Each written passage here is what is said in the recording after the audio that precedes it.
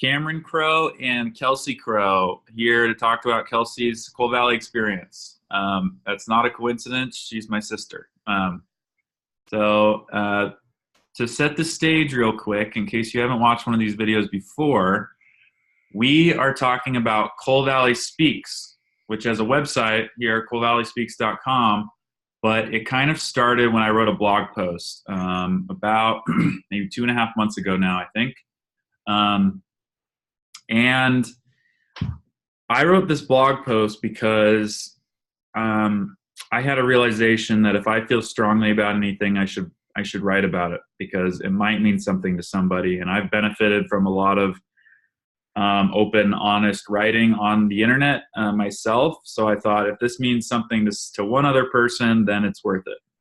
So I just was very open, honest recap of all the things that I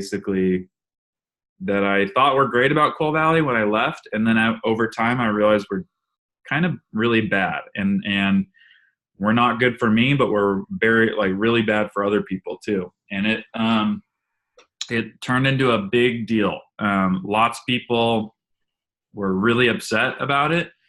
Lots of people were really validated by it. And it caused a huge reaction.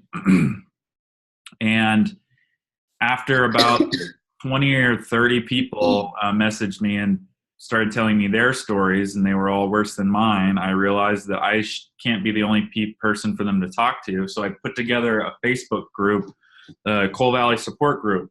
And people started joining and telling their stories. And before long, we had what we considered a movement. So we had created this website for all the kind of public content. There's, I think this is like the 24th, 25th interview that's on here. But we realized it was a good thing to get all these stories off our chest because some of these stories had never been told before. And there was a lot of healing that came from saying, what was messed up and what happened to me and what that meant for my life and things like that. But we also realized eventually that it wasn't enough to just, though that was good, that wasn't good enough because it became clear that these weren't just things that were happening 10 years ago when I was in Coal Valley, but they're still happening. That the culture hasn't fundamentally changed. Yes, maybe some areas have improved. Maybe some areas have gotten worse. But the themes are still the same. So we decided we need to be a part of the solution, and we wanted to try to make it easy for the administration to learn from our experiences and what possible changes might look like that they could adopt to prevent some of these bad things from happening as often. So we wrote what we called the joint statement, which is it's a big document with excerpts of stories, direct quotes, of people from the support group. It's drafted by over a dozen students, parents, and past staff. And we isolated the themes of all the kind of stories that we were seeing and what these kind of problem categories were and what possible solutions were. So we tried to do all the heavy lifting for Coal Valley to make it really easy for them to take constructive action to fix some of these things.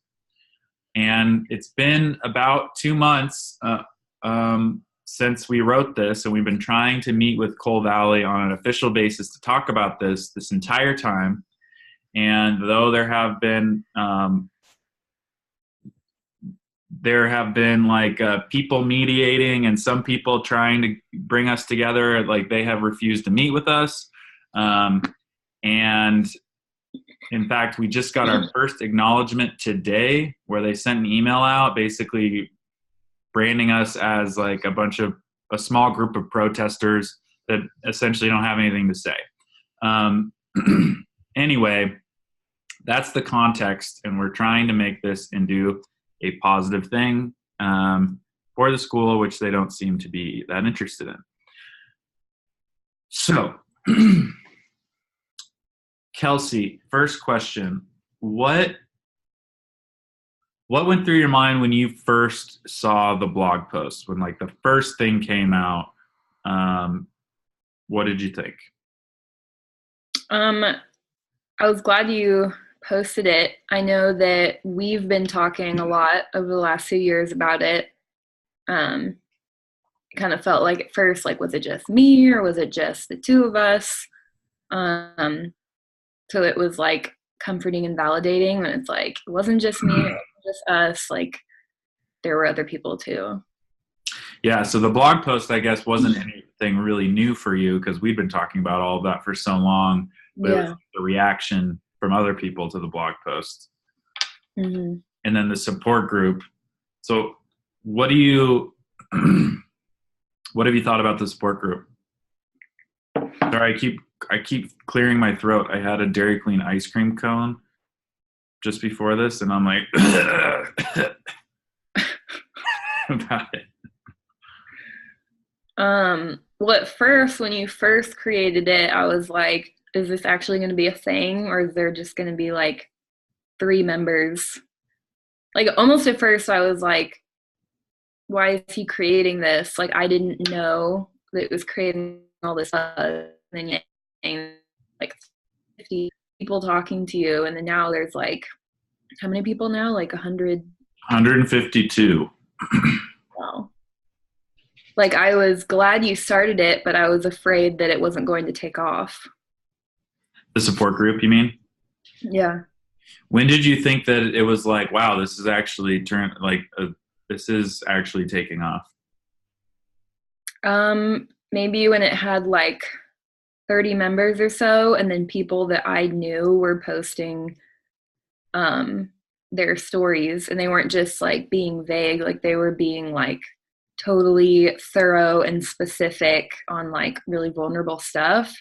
And then like everybody was like liking and commenting, and there was like so much support, and then just like scrolling through and seeing like story after story after story, and it was like, oh, this is happening.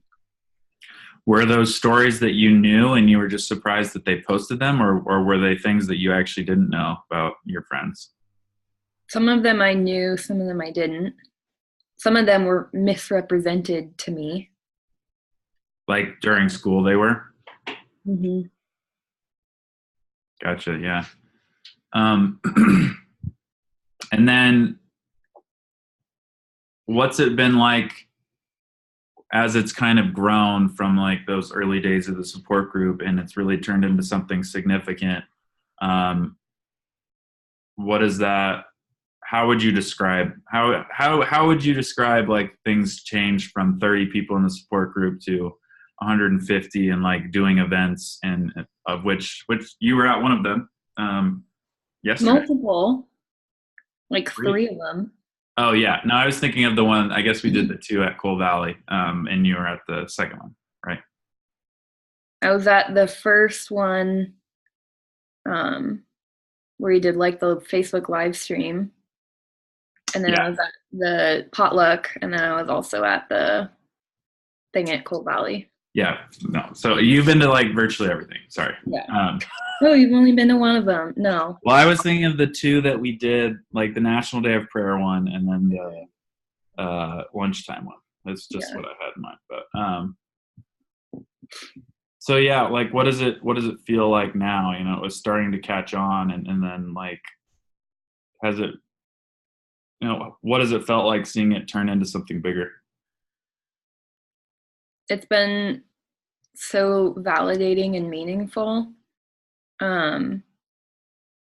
There's definitely this certain camaraderie that you feel with like other people in the support group and who are going to the events. And then when we were there at lunchtime yesterday, and like the administrative person was like livid and like wouldn't listen to us and was just being so like belligerent and inflamed and just like it's like terrible. It was like, oh my god, this is like a scene from a movie or something. Like, this is really happening.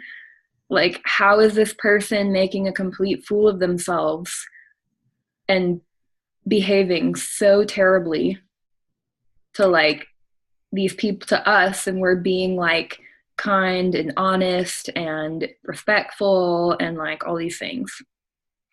Yeah. It's especially weird because like somebody that we know from like virtually our whole lives. Mm-hmm. Um, anyway, let's get into your Coal Valley story. So, will you provide some background, like when you started, how long you went there, what you were into in high school, and just kind of the overview? So I was there K through 12 the entire time. You went to Capital for a year, right? No, I thought about transferring to Capital in junior year, and I did like I like spent like a couple afternoons there or something. But then I was like on student council at Coal Valley, and one of the administrators was like guilt tripping me about how I would be like quitting and like doing a bad thing and like it was wrong and I had to finish my commitment and blah, blah, blah. So I stayed. Why did you want to leave again? I don't remember.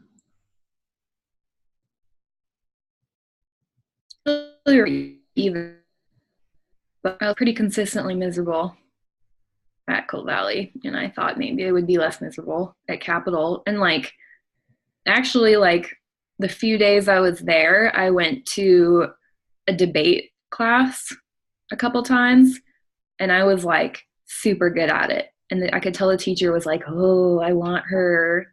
She's gonna be so good." And it was like, "Oh, like I'm good at stuff." Like, but Coal Valley didn't have like debate and stuff. Thankfully, the next year we had like an actual drama program for like the first time in a long time.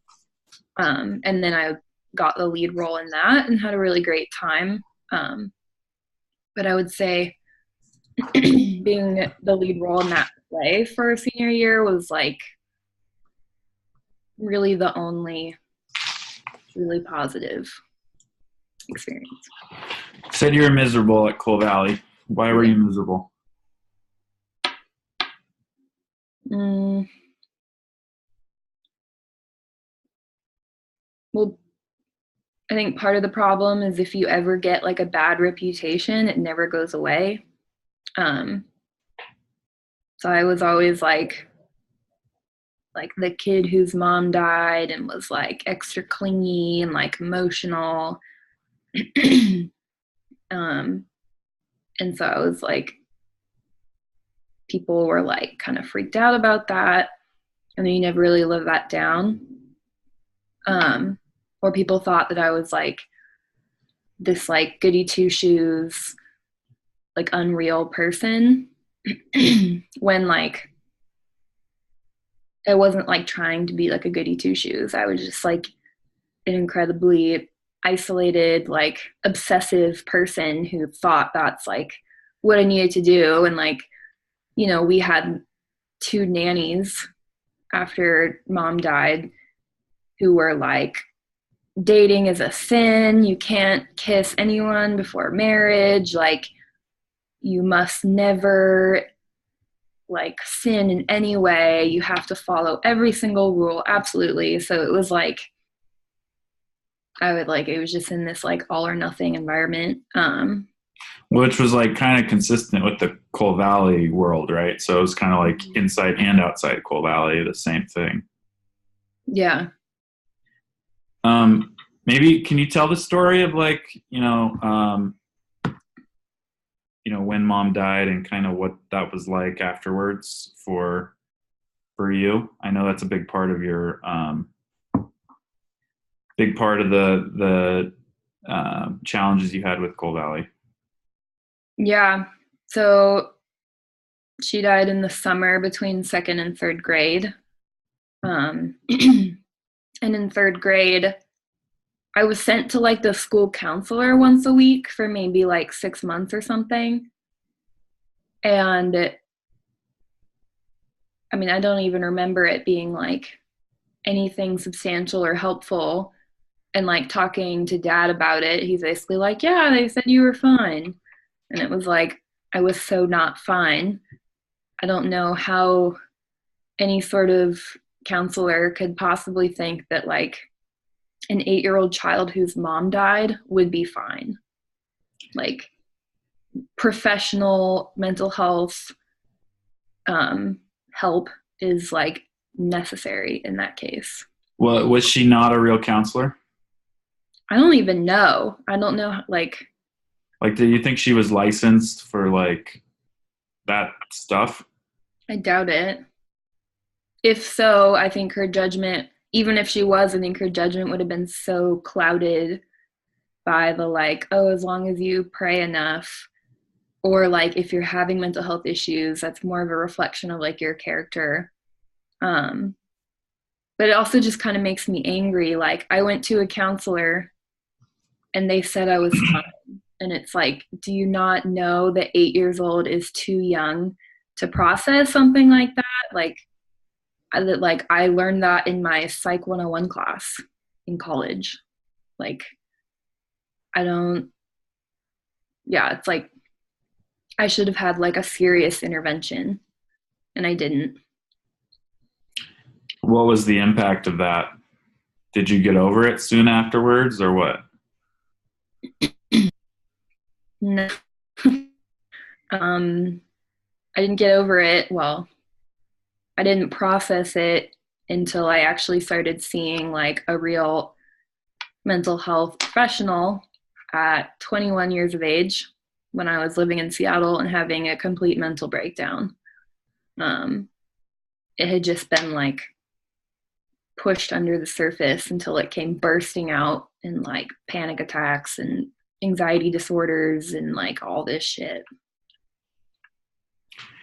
Now, do you think that somebody might say that it takes a long time for people to kind of come to grips with trauma, and that that's not that uncommon, that you deal with things in adulthood that happened in as a child?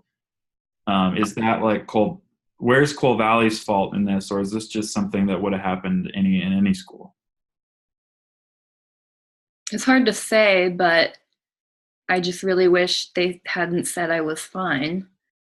Um, that there was more intervention. Yeah, I mean, like, and it was like, I feel like the signs were there that I wasn't doing well. Like, I struggled with like friendships. I would stay in at recess all the time and be like clingy with teachers. Like, I mean, I was always like a straight A student, but just because your grades are good doesn't mean you're not like desperately miserable. And Mm-hmm. they should have realized, like, oh, this like single dad with like this little daughter who lost her mom, like, that's a disaster. They should have, for what they claim to be, that they're better than your average public school, that they're more kind, they're more involved, they look after their students more. I feel like that didn't show up for me. Would you say you were depressed? Yes. It's hard for me to remember a time when I wasn't. Um, But you thought that was normal? or, or at least my normal. And it just feels like a monster in your head and you don't know what it is. And you just keep going on, but you don't know why it's like that or why other people aren't like that. Something that was also really hard for me in third grade is my teacher was like very abusive.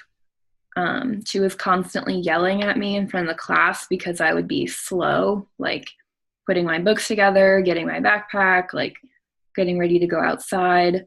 Like she would just be constantly yelling at me all the time. It's like, do you have no heart? Like this small child just lost her mom and you're yelling at her in front of 25 of her peers on a regular basis for something she can't control, which I was diagnosed with ADHD as an adult. And it's the inattentive type, which basically means you're very kind of slow and dreamy, head in the clouds, have a hard time focusing, lost in your thoughts. Um, so it's like, that's like clearly why I was doing that. But I remember that being like so traumatic.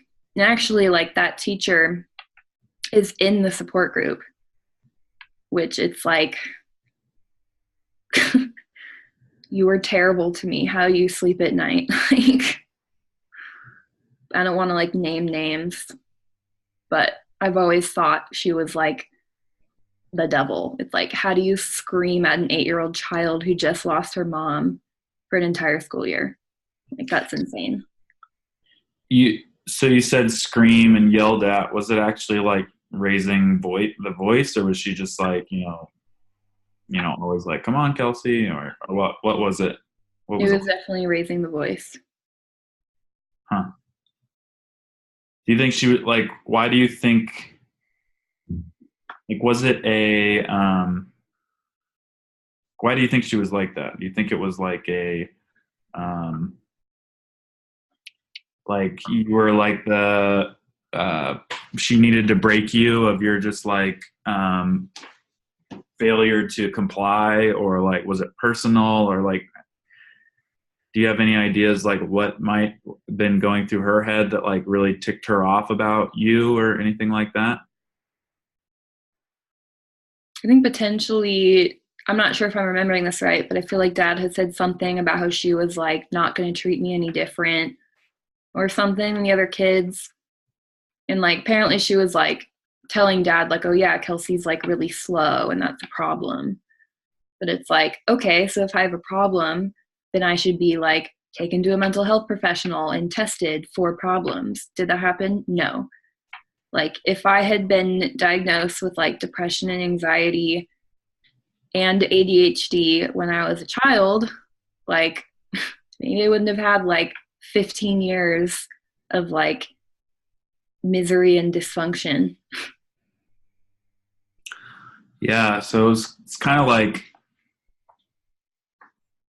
it's like a lack of training for not only the school counselor, but especially them, but like the teachers. And you can't really expect parents to have that training because Right. they're professionals, and they're, expecting that they're hiring people that know what they're doing in education to kind of be able to spot this stuff. But you never once had a teacher basically suggest therapy or diagnoses or anything. No, which even in high school, I feel like I got close to some teachers who could see that I was totally miserable, but they never suggested that. Um, like, I can think of two female um, teachers and or staff members who I feel like they could see like there was a problem. I wasn't hanging out with friends. I was getting sick all the time. I was sad. Like, I was clingy. Like, my mom had died. Like, clearly I wasn't like dealing with any of that very well. Um, Do you think it's almost like like you talked about the reputation, like you just became, oh, Kelsey's just like a kind of troubled child. Like, there's nothing we can do to make things easier for her. This is just kind of how she is, and the only thing we can do is pray for her. It's like that was like the extent of their thinking about you. yeah, like I was told by a lot of people, like, oh, God has like a special plan for you.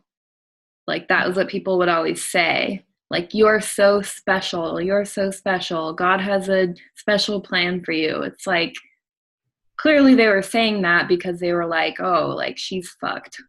But it's like, I didn't need a special plan from God. Like, I needed a like mental health professional and medication.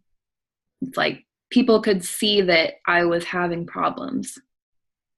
Like, but that's the extent. It was like praying for me or got a special plan for me, Mm-hmm. whatever. Yeah. And you've done a lot of research into mental health since then. Was this something that I know mental health has kind of come a lot more into the spotlight in society, in like medicine and wellness. Was the information out there, do you think, at the time that like professionals would have spotted that? Or was this something that really people didn't know about, even people that, had state of the art training? To be fair, I think it potentially wasn't out there.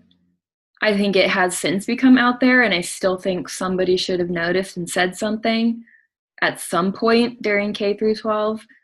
But I remember I was taken to a child psychologist at St. Luke's. I think I went to like a couple sessions, and they're like, "Yeah, she's fine." It's like, no, it was not fine. Yes, I drew pretty artwork and loved my stuffed animals and wanted to talk about my like unicorns, but that doesn't mean I was fine. Like that means that I was so completely, utterly unable to repress or unable to process and was just repressed.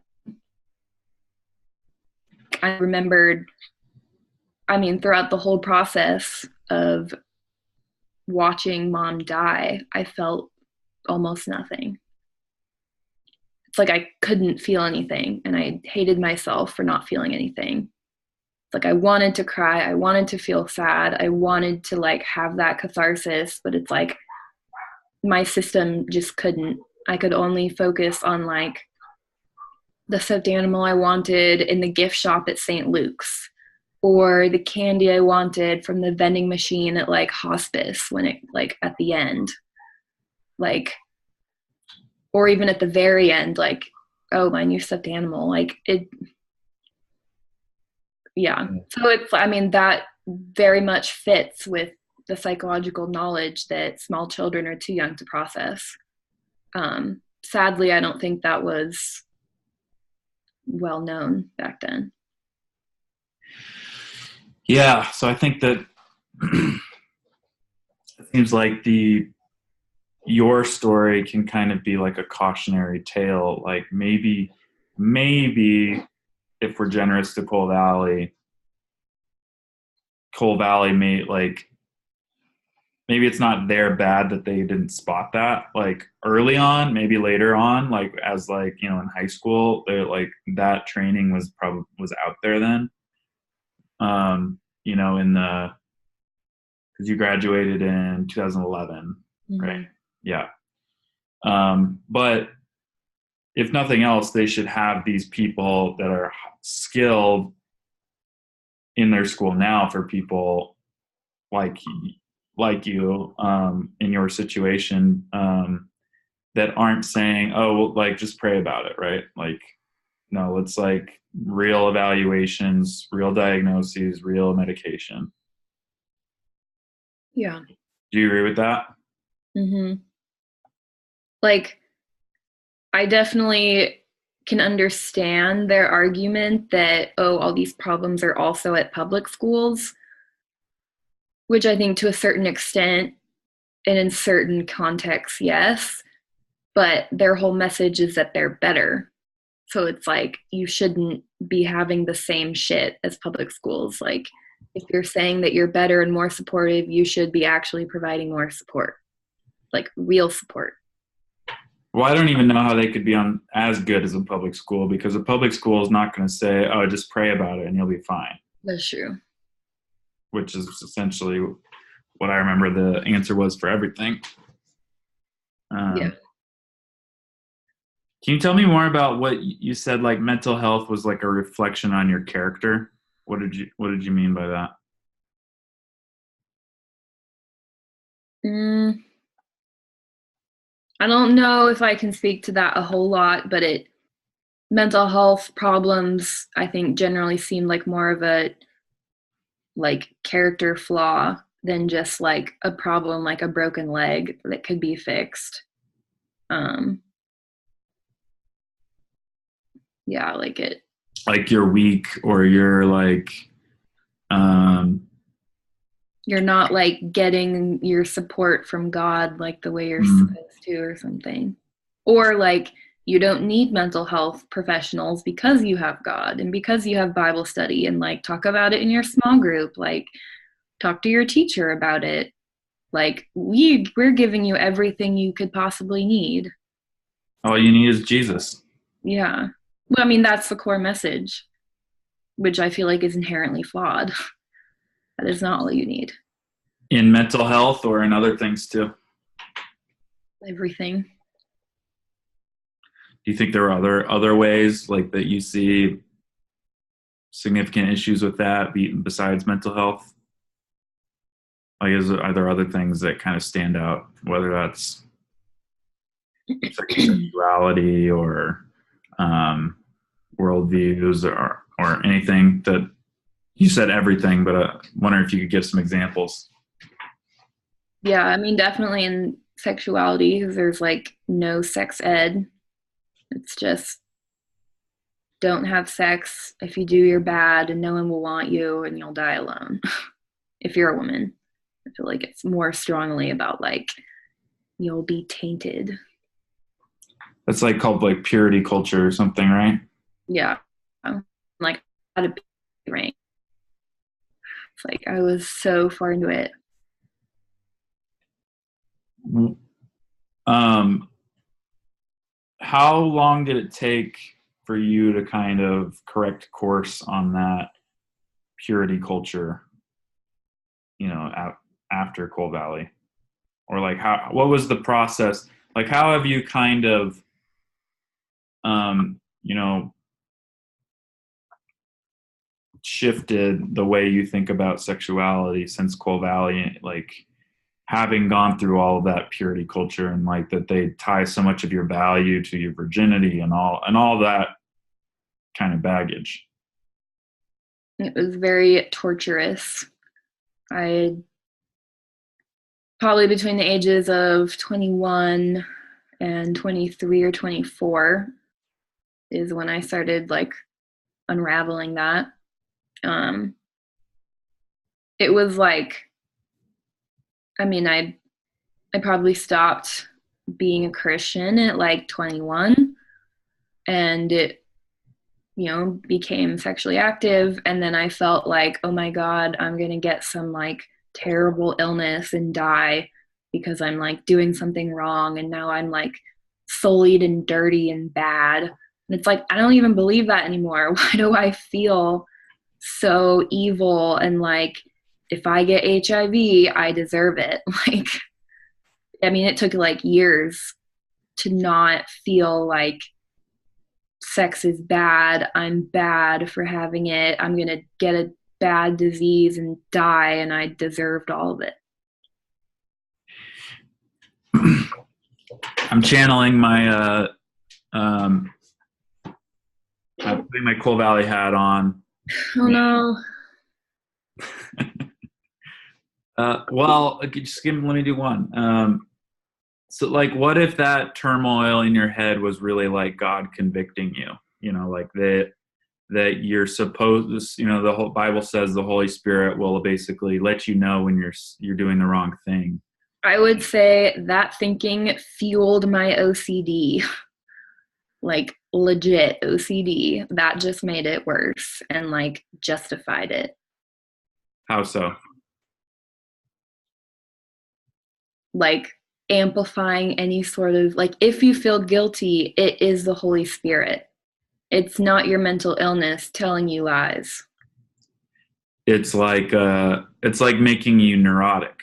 Exactly. It's like if I felt guilty, it was like, oh my God, like I'm sinning, or this is wrong, or what if I do this and it's wrong, or what if it's a sin? Like, what if, like, oh my God, like it's like, no, sometimes feeling guilty is just like an obsessive compulsive problem, or just like fear, or just like a normal human emotion, and it's not the Holy Spirit convict. Like the Holy Spirit convicting you thing, like, was so bad for me. It's like, oh my God, I need to become a missionary and sell all my things, and everybody I love I have to like say goodbye to, and I can't ever enjoy life. Like I have to follow God's will. Like is just like It like supercharges all of your neuroticism. yeah, and like saps all your confidence and like joy and like kind of Yeah. carefree abilities. Because it's like they don't want you to ever listen to yourself, because yourself is like this Evil, failed, yeah, like sinful. legit, like a fallen sinner. You are terrible. You are dirt. Like the only thing good about you is Jesus. You can only listen to him. Like you need to constantly subvert all of your tendencies and desires because they're all inherently evil. It's like, oh my God, how could someone not be like seriously messed up? Like after hearing those messages. Totally.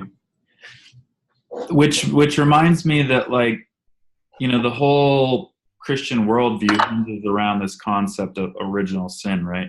You know, Adam and Eve in the garden, you know, sinned, the original sin, and basically that's plagued humanity ever since then. And that really Christianity believes fundamentally that people are bad, and that Right. the way you can kind of be self-actualized, the only way is through Jesus, who will forgive you and have grace for you and make you a better person because you're so bad. Mm-hmm.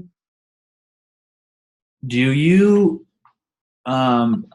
still believe, you know, people are inherently bad? No. Why?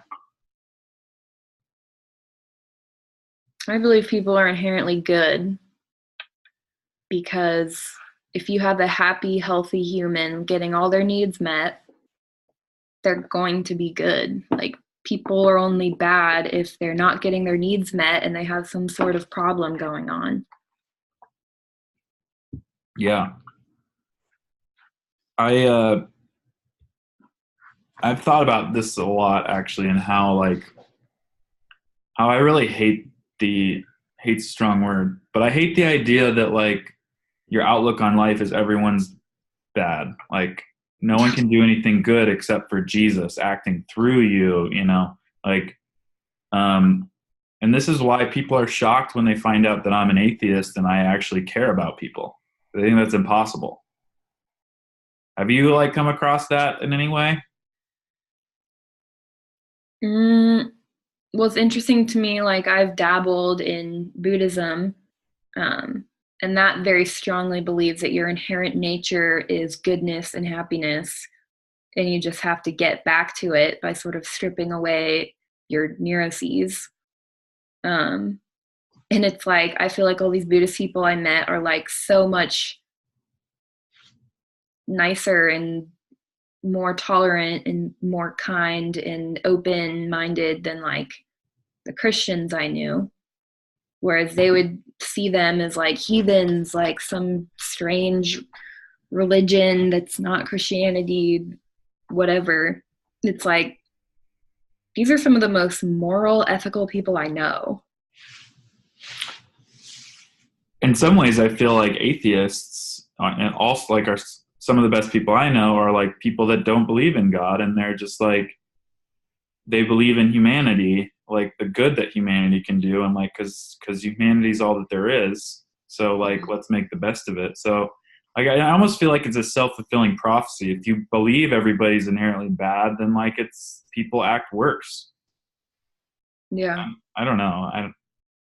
Well, it was like wild to me when we did the at Coal Valley during lunch, and the administrator was like, basically like if you're against Coal Valley, like you're against like God's will because like he's working through us and such great things happen here and we do all of God's, like we follow God's commandments, blah blah blah. It's like, okay, you're not synonymous with God.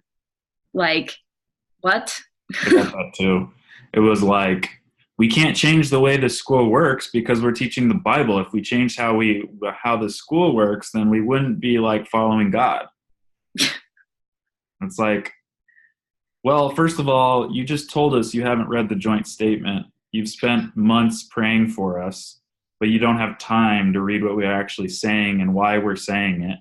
Yeah. So that's bothersome to me. But Um, but yeah, you're saying that any possible criticism we could have of the school is like doctrinal in nature, and no like processes or like common sense things that you could do better to make Right. the school more safe and secure, like stable for kids, and like more supportive and like loving, Yeah. and that's kind of the thing that's annoys me is like if she'd read the joint statement, she'd see that like none of our recommendations require them to change their views of religion or God or, Right.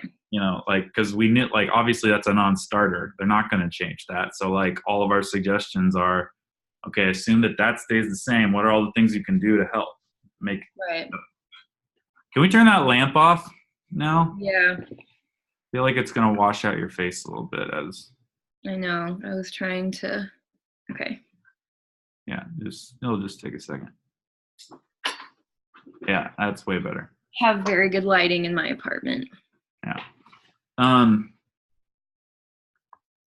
So you mentioned earlier, like at the beginning of your overview, that like you went to Capitol and you were in the debate class, and the teacher got excited about your capabilities, and you were like, "Oh, I'm actually good at stuff."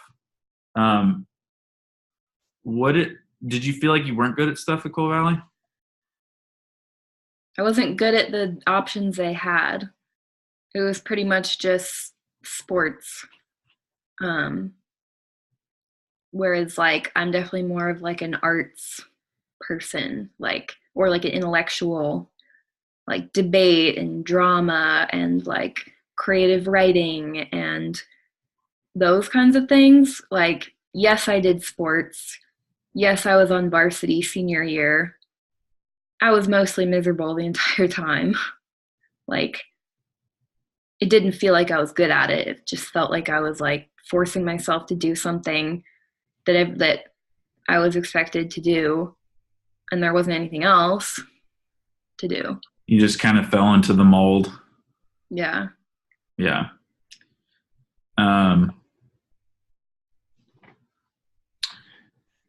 were there any other things that kind of stand out to you about Coal Valley? Things that you look back on and that kind of stand out as troublesome or anything just comes to mind. Yeah, I mean, definitely the whole like math. Oh yeah, let's tell me about that. Tell me that story. So in 6th grade, we had our test to decide what level of math we would go into when we got to the secondary campus.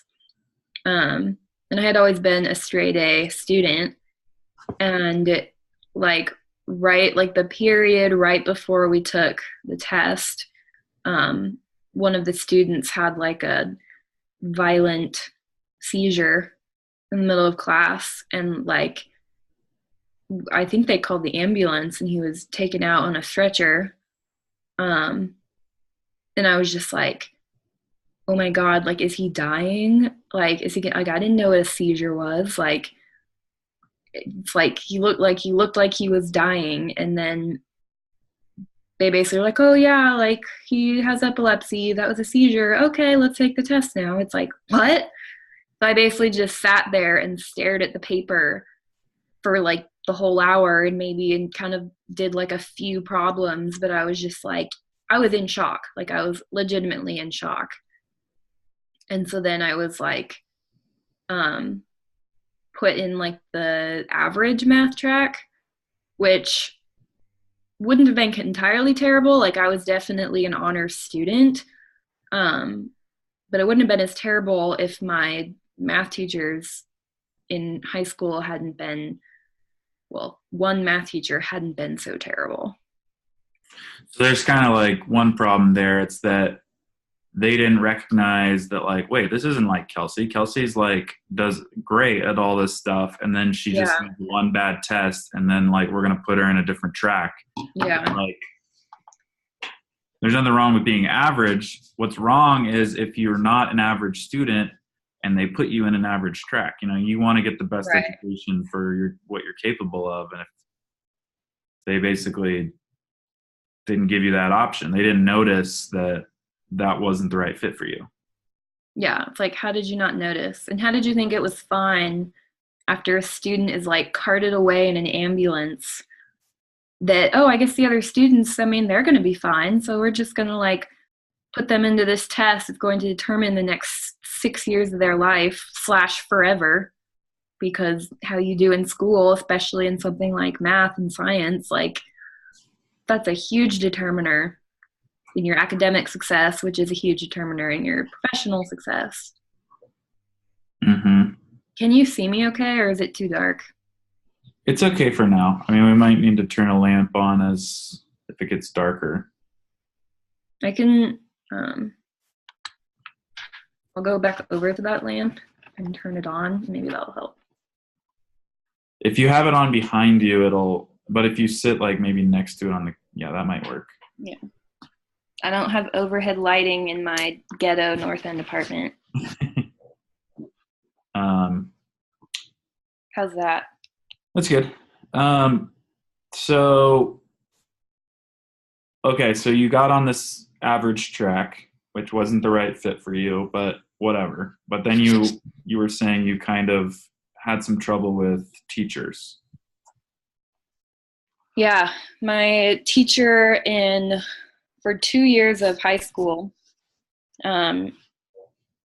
she was very verbally abusive. She would yell at me in class for asking lots of questions, and it happened all the time. And I had her for 2 years, so it just made me feel like I was a bad student, I was a bad person, I was a burden. Like, why was I asking all these questions? I mean, it was like that's awful to be yelled at by a teacher like in front of everybody. And at one point I had gone to one of the administrators and told her about it, and she was just like, oh, you need to work that out with her. Like, you can't just it's like, you can't just talk to me about it. Like, you have to like go talk to her and work it out with her. It's like, I was like a child still, like an adolescent, getting bullied and like verbally abused by this teacher in class, and I'm supposed to somehow figure that out by talking to them. It's also like you're an administrator. What's your job if you're not supposed to Yeah, handle this sort of thing? like that was her job to do something about it. Yeah, no, I've heard a lot of stories like that where it's like conflict with a teacher, like real conflict, and Right. administration is just like, see, that's your problem. Figure it out. Like, yeah, because like teenagers are really good at handling conflict with much older authority figures Right. that have a lot of power over them.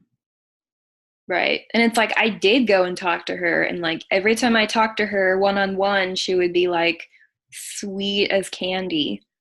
But then, sure enough, in class, when I'm asking questions, she would get exasperated and angry and like mad and be raising her voice and like cutting me off and like just like embarrassing me in front of everyone. Mm-hmm. Hmm. Yeah. Whereas, like, I heard such good things about the teacher for the advanced track. People loved him. Like, he was so nice and he taught them so well. Whereas, like, that teacher, all she did was like do problems on the board with her back turned to us and then turn around and be like, oh, you get it?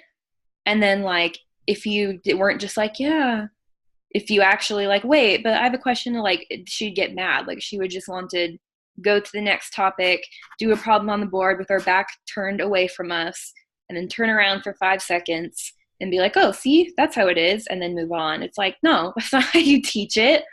Like, Right. Hmm. like she was a terrible teacher. I don't Yeah, even know like what her qualifications were, but I feel like they can't have been good. gotcha. Um, was there anything else that stands out that you wanted to mention?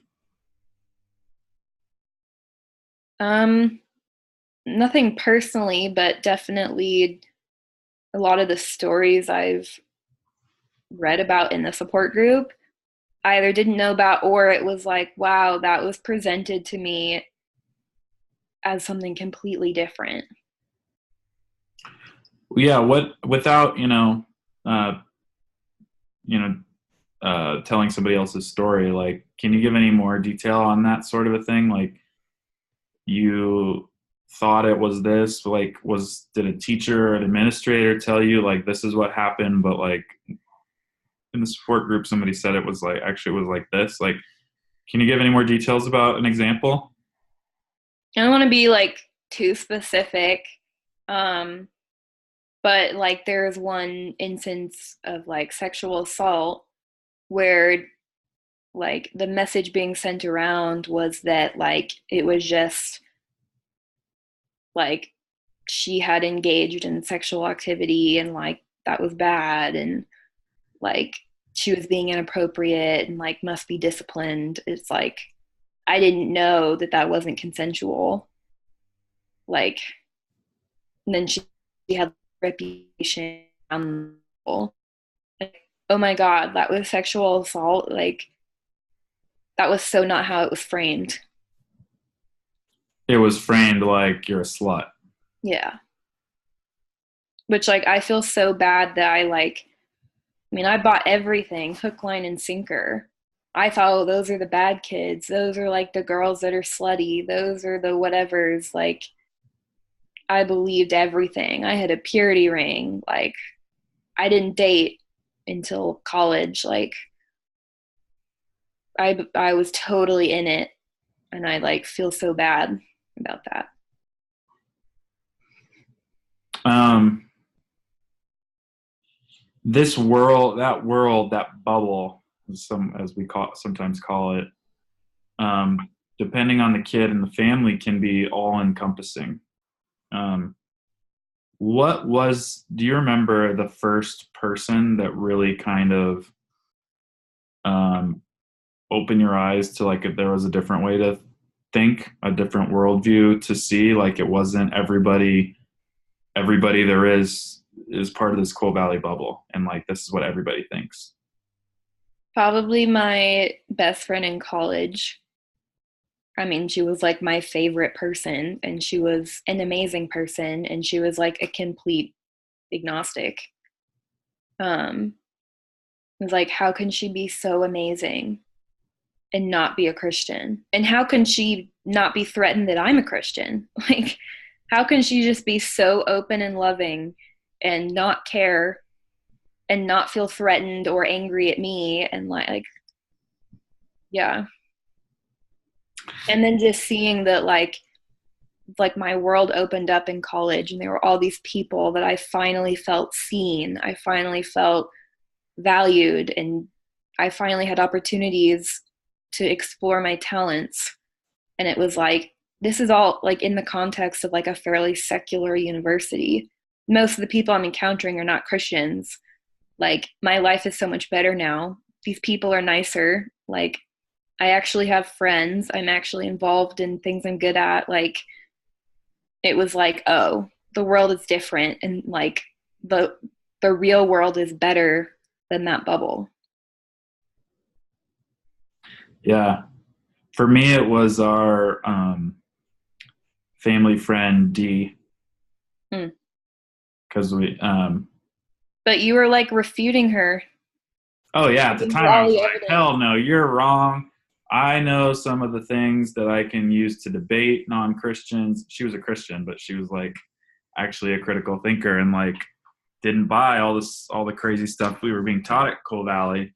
So like I was pushing back and fighting her, and she never like won me over at the time, but she Mm-hmm. planted that seed, um, that kind of grew over time. Yeah. Um, anything else that like comes to mind? I don't think so. I mean, I'm sure there is, but I'm not thinking of it right now. It's all good. So if the Coal Valley administration were to watch this video, and odds are they never will, given that the one important thing that we like consolidated for them, the joint statement, the administrators apparently haven't even read that. But if they did watch this video, what message do you want them to hear from you?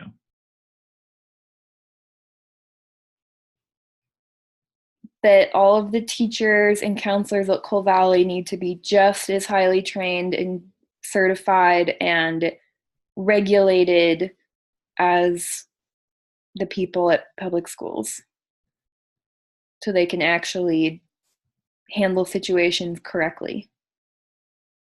Because I don't Like, think they have the training, or which I don't even know if like the training, how much the training would help, because if you fundamentally believe that Jesus is all you need and that women are inferior and that like abstinence is the only solution, like I don't know how you would actually provide good sex education, and you would actually provide good mental health intervention, and you would actually treat the sexes and LGBTQ and different ethnicities like fairly. yeah. What? You're frowning. Well, it's just like I don't see how that could happen. Oh, yeah. Um, Like even if they had all the training, if they don't believe it, right. It's almost like if you have a worldview that kind of invalidates science, right? then even if you went through the classes, are you really going to retain and apply these best practices in a way that a secular person would? Because if Jesus is all you need, then why would you need medication and a psychologist? Like, if abstinence is the only way, then why would you need sex education? Like, if homosexuality is inherently wrong, why would they need to be treated like they were moral, upstanding people? It's like, I don't, I don't know how they could, I mean, that's not like a constructive thing to say, but I don't know how they could behave respectfully and accurately and supportively and correctly with their beliefs, even if they got training. Well, I think they'd have to be different kinds of Christians. Yeah. I think they'd have to be Christians that care about science, and that are realistic about life, and like that abstinence training doesn't work. What it means, Right. what it does, you'll scare half the students into not having sex, and then they just won't know what they need to know about having sex when it comes time for them to have sex, and the other half will still have sex, and they'll put themselves in compromising positions because they don't know anything about what they're doing. So Yeah. like abstinence only training is not good. It doesn't work. So like they would have to become Christians um that are willing to think about what works and what doesn't, and what the current best practices are about things, and adopt those. Otherwise, Is I think the that point's true that the training won't matter. like, where does that stand for us trying to influence Coal Valley? Like, if basically the people that are running it are incapable of that, and it would have to be different people, like how, like where do you go from there? If like the very nature of what the school stands for is like jeopardizing and marginalizing all these people in these certain contexts, like how do you fix that? Oh, okay, you're coming against me with the tough questions now.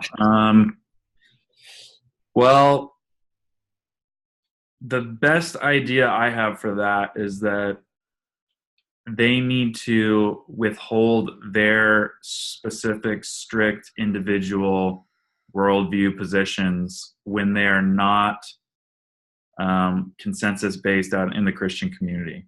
So, for instance, there's a wide disagreement about whether or not homosexuality is a sin in the Christian world.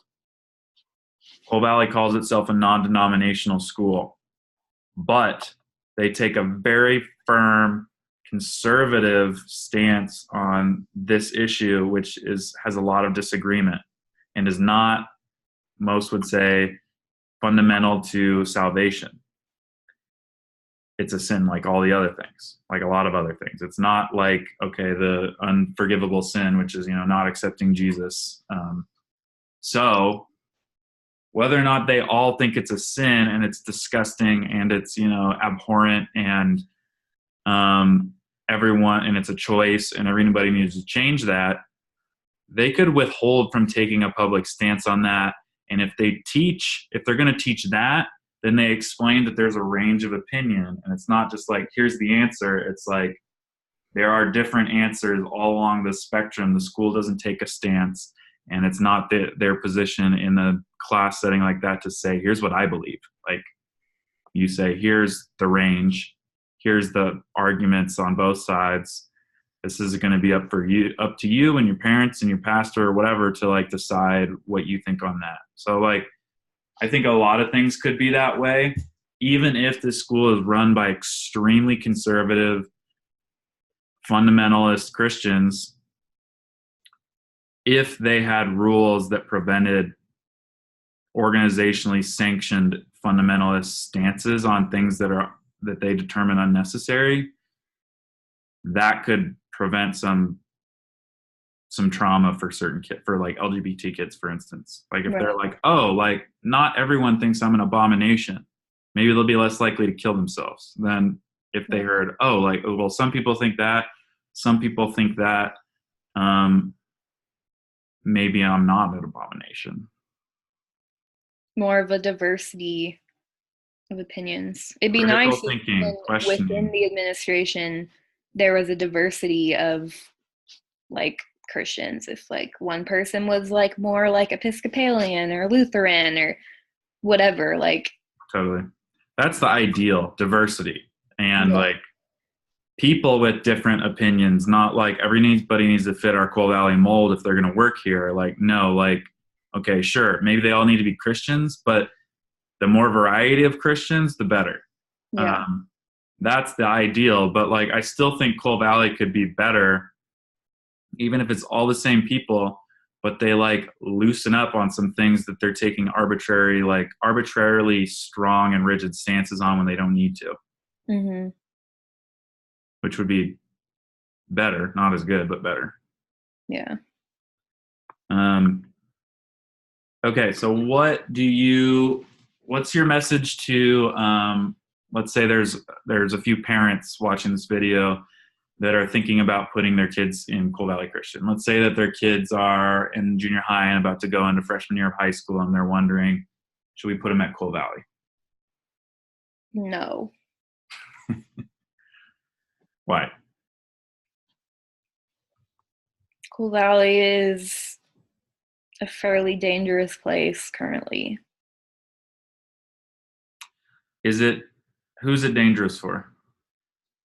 Anyone with mental health issues, anybody who's LGBT, any woman, anyone of different ethnicity, which like that includes a lot of people. Sounds like possibly the majority. Probably the majority, because I mean half the people are women, and then I'm sure there's a lot of kids or girls, and I'm sure there are a lot of kids with mental health issues. Right. Yeah, and LGBT populations are typically 10 to 20% of the population. Right. So it could potentially be dangerous for like 80%.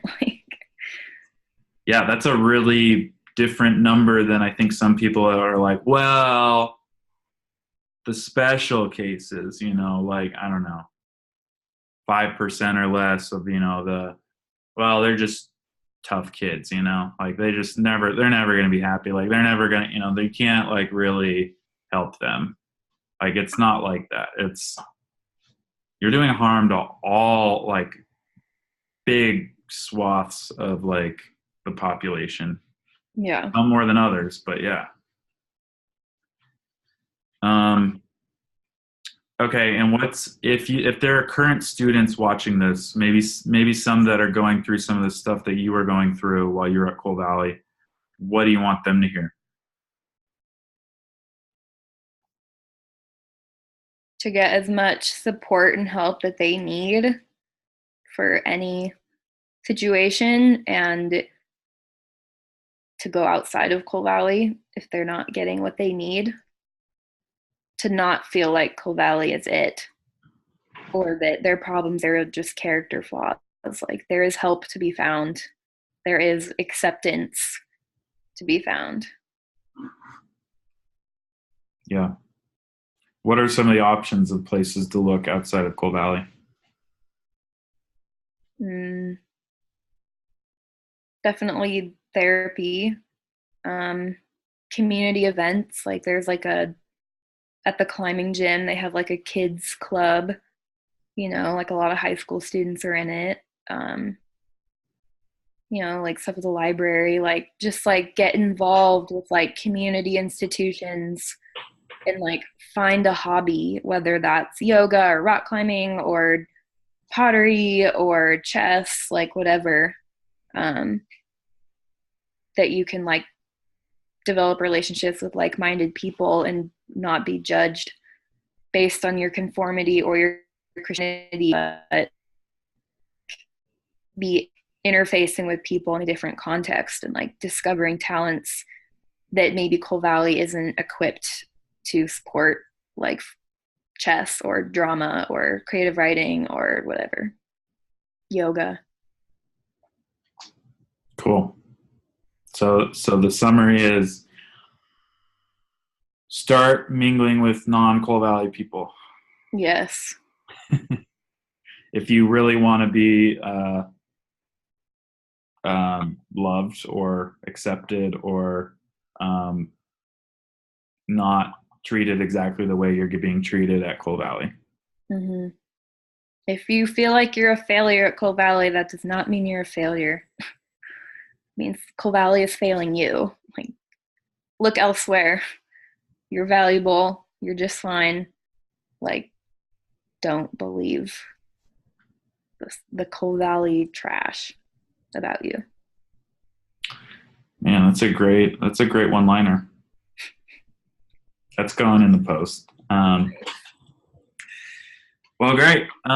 Thanks, Kelsey. I think this is going to be helpful for a lot of people have been talking about these mental health issues. So I think this is really great to add to a public forum. So Cool. thanks for taking the time. Yep. See you later. Okay. Bye. Bye.